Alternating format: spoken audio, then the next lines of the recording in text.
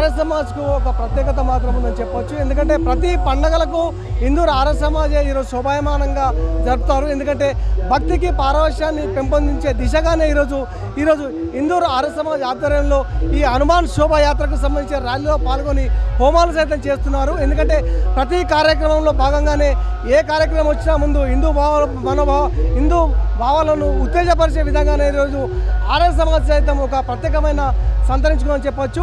ఎందుకంటే ప్రతి ఒక్కరిని యూత్తో పాటు భక్తి భావవిషయాన్ని పెంపొందించే దిశగానే ఈరోజు ఈ కార్యక్రమాన్ని నిర్వహిస్తున్నారు.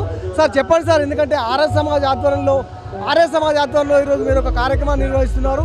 ఈ కార్యక్రమం నిర్వహించడానికి కారణం ఏంటి సార్? ప్రకాష్ గారు మీరు చెప్తారా? సమైక్యత, హిందూ యొక్క జాతి యొక్క సమైక్యత. ఈ పండగలు మన సంస్కృతిని తెలుపుతాయి. ఇవి భారతీయ సంస్కృతిని, హిందూ సంస్కృతి యొక్క విశిష్టతను తెలుపుతాయి. ఈ సంస్కృతి అంటేనే పండగలు, మహాపురుషుల యొక్క నడవడికలు ఇవన్నీ కూడా మాకు ఆదర్శం అన్నమాట. వాళ్ళ యొక్క మార్గంలో మేము నడవాలి కాబట్టి వాళ్ళ జయంతులు జరుపుకుంటాం మేము. ఇదన్నమాట.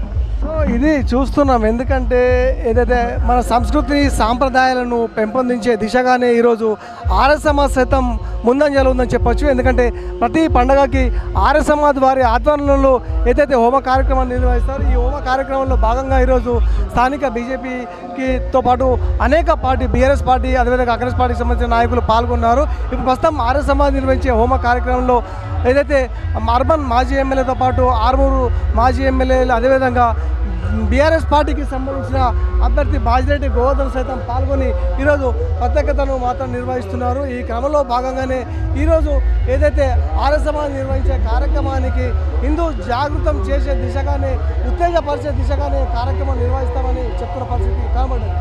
కెమెరా పర్సన్ సాయితో ధనంజయ్, భారత న్యూస్.